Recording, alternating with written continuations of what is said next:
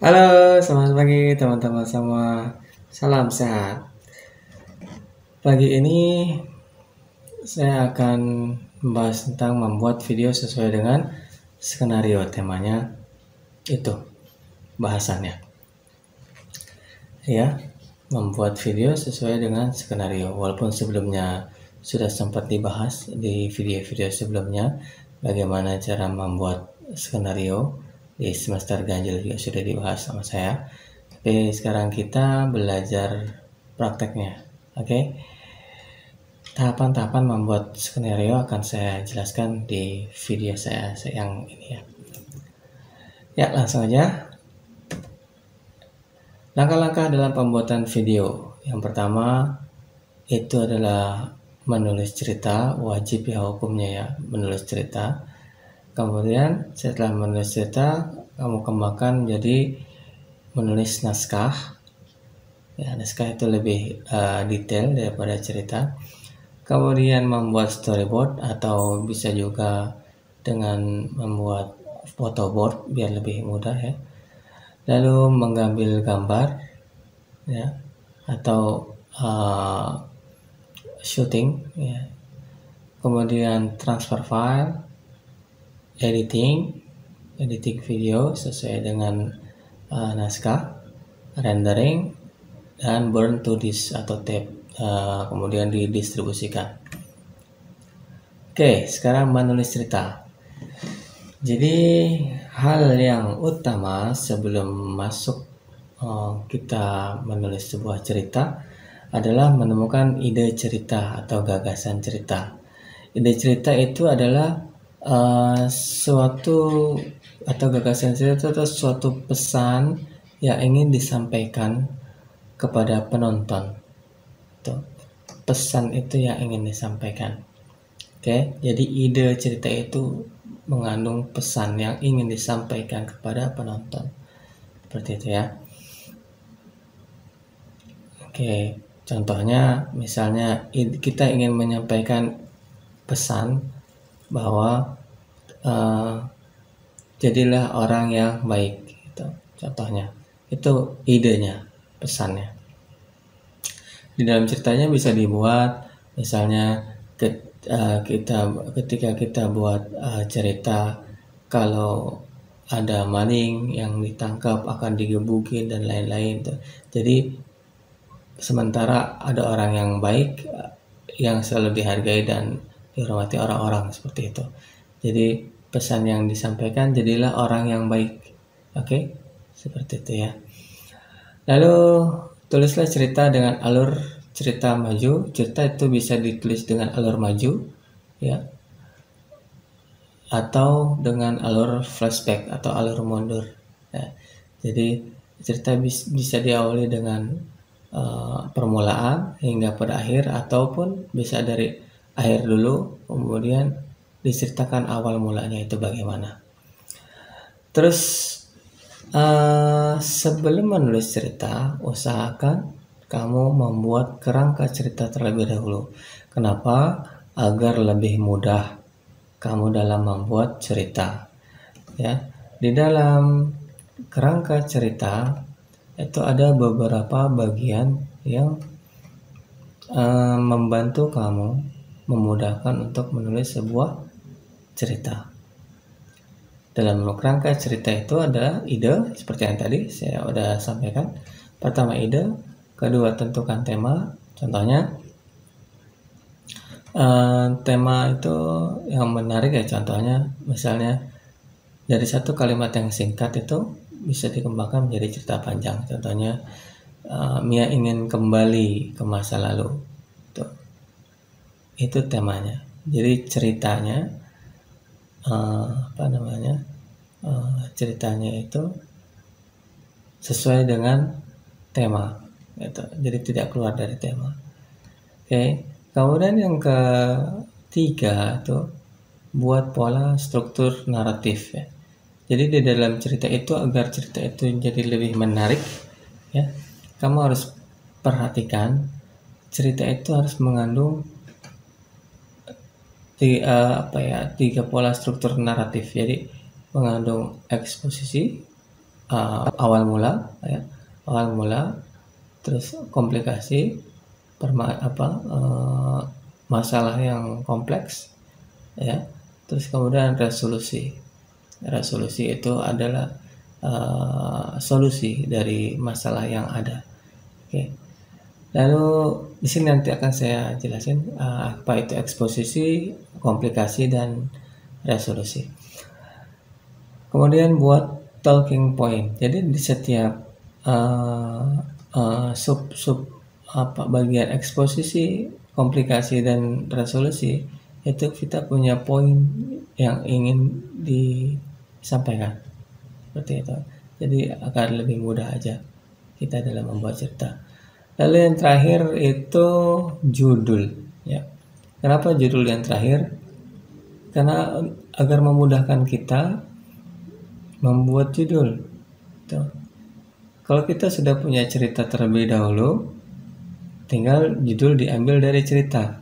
Tapi kalau dibalik, kalau kita bikin judul dahulu, kadang-kadang dalam menulis cerita itu nanti kebanyakan akan stucknya atau akan macet, nggak ada ide gitu. Ceritanya apa lagi ya gitu.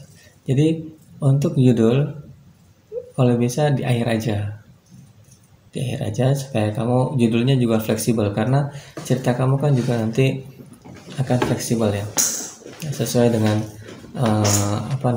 improvisasi kamu yang ingin kamu tuliskan gitu. Jadi untuk memudahkan membuat judul, buatlah judul di akhir ketika kamu selesai membuat suatu cerita. Oke, sekarang kita bahas tentang eksposisi ya. Eksposisi itu adalah tahapan dari bermulanya suatu masalah. Ya. Tahapan bermula dari suatu masalah, dari suatu cerita. Ini menjelaskan tentang siapa sih tokoh utamanya, terus yang mana yang bagaimana awal mula masalah itu terjadi, tujuannya apa. Oke, di tahapan ini ada latar belakang yang diceritakan, atau ada prolog, awal mulanya peristiwa atau aksi. Ya, jadi eksposisi itu adalah awal mula dari suatu permasalahan. Lalu selanjutnya komplikasi. Nah, pada tahapan komplikasi, tahapan ini merupakan tahapan pertengahan. Ya. Jadi ketika kita sudah menjelaskan siapa sih tokoh utamanya dan apa permasalahannya, di tahapan komplikasi ini kadang ditimbulkan kembali tokoh-tokoh lainnya yang untuk membuat masalah itu menjadi lebih kompleks, lebih rumit, ya. Sehingga penonton itu akan menjadi lebih tertarik dan penasaran. Ini bagaimana ini masalah semakin bertambah kompleks. Seperti itu ya. Di titik ini biasanya ada titik tengah. Nah, itu yang biasanya arah gerak cerita itu ada informasinya. Jadi tetap ada benang merahnya, nggak keluar dari jalur, yang buat semakin menaikkan cerita atau semakin menambah cerita menuju ke klimaks. Itu yang namanya komplikasi. Lalu selanjutnya adalah resolusi. Nah, di tahapan resolusi ini biasanya titik klimaks yang tertinggi itu adanya di sini. Jadi titik klimaks cerita itu terselesaikannya di sini.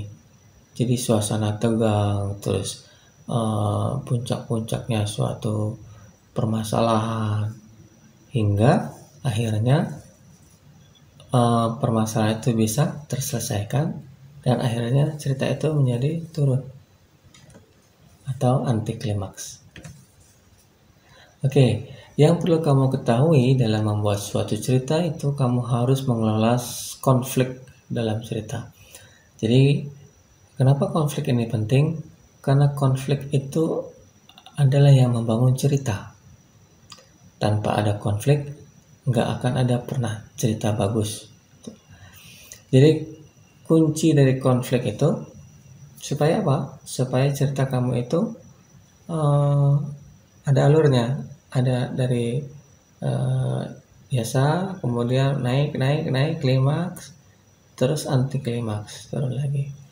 Jadi ceritanya bukan standar gini aja, bukan lurus aja, nggak ada klimaksnya, itu pasti nggak akan menarik cerita kamu. Jadi buatlah cerita kamu yang mengandung konflik dan kamu bisa mengelola konflik dari cerita tersebut. Jadi kunci dari konflik dari cerita adalah adanya keinginan, ada faktor penghambat dan perjuangan. Jadi misalnya di dalam cerita saya pengen uh, uh, apa menjadi saya ingin meningkatkan perekonomian saya. Itu keinginan. Faktor penghambatnya contohnya, tapi bagaimana saya bisa meningkatkan perekonomian saya sementara saya hanya adalah anak seorang petani yang miskin, ya. Jadi sangat sulit untuk bisa tercapai keinginan saya, gitu. Nah, karena saya mengetahui faktor penghambat itu, sehingga saya ada perjuangan, ada perjuangan dalam diri saya bagaimana saya bisa jadi orang yang sukses, gitu. Entah dia akhirnya jadi pergi ke kota, entah dia ikut siapa, nanti bisa dikembangkan. Jadi harus ada keinginan dulu supaya timbul konflik. Keinginan ditemukan dengan faktor penghambat. Jadi keinginan ketemu dengan faktor penghambat itu akan jadi konflik. Ya. Jadi ada usahanya juga, ada perjuangannya juga, sehingga yang menonton itu menikmati. Ya. Jadi untuk memulai sebuah cerita, tokoh kita perlu punya keinginan. Dan jika keinginannya itu dihambat, maka akan diperjuangkan sampai titik darah penghabisan. Di sini tegang-tegangnya. Ya. Keinginan yang kuat itu harus kamu taruh di tokoh utama kita. Ya. Jadi apapun yang jadi penghalang, dia harus berjuang sampai tercapai keinginannya. Oke? Ya, paham ya? Jadi dalam membuat cerita harus punya konflik. Harus kamu kelola konfliknya. Ya. Selanjutnya, tadi kan kita keinginannya bicaranya sekarang faktor penghambat.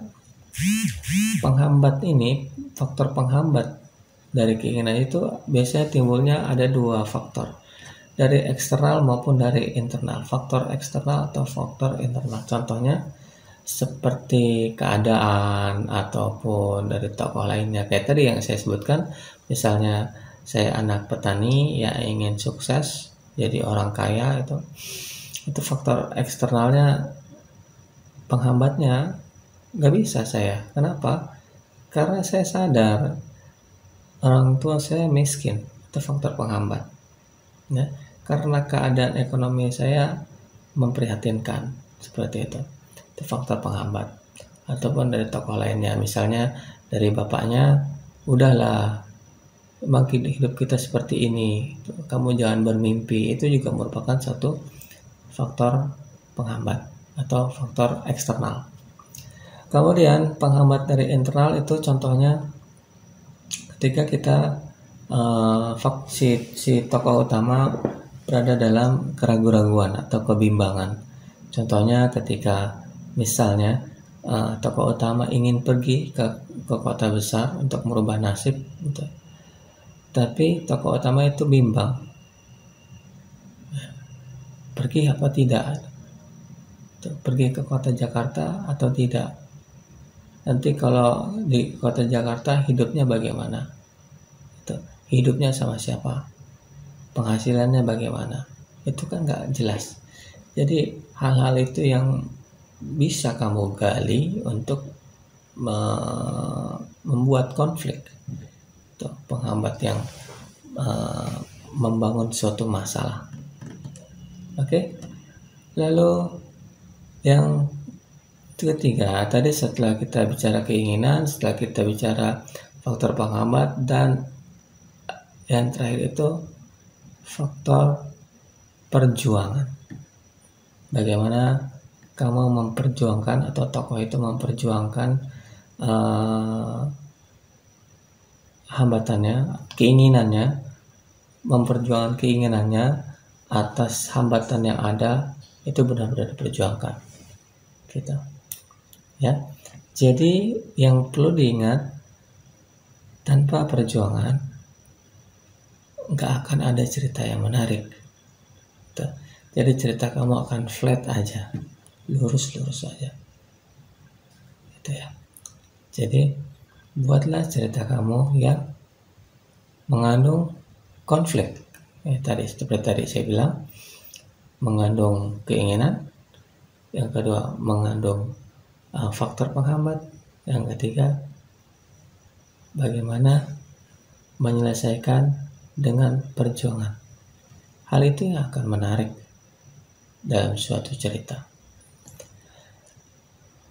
Oke, saya rasa demikian untuk materi kali ini.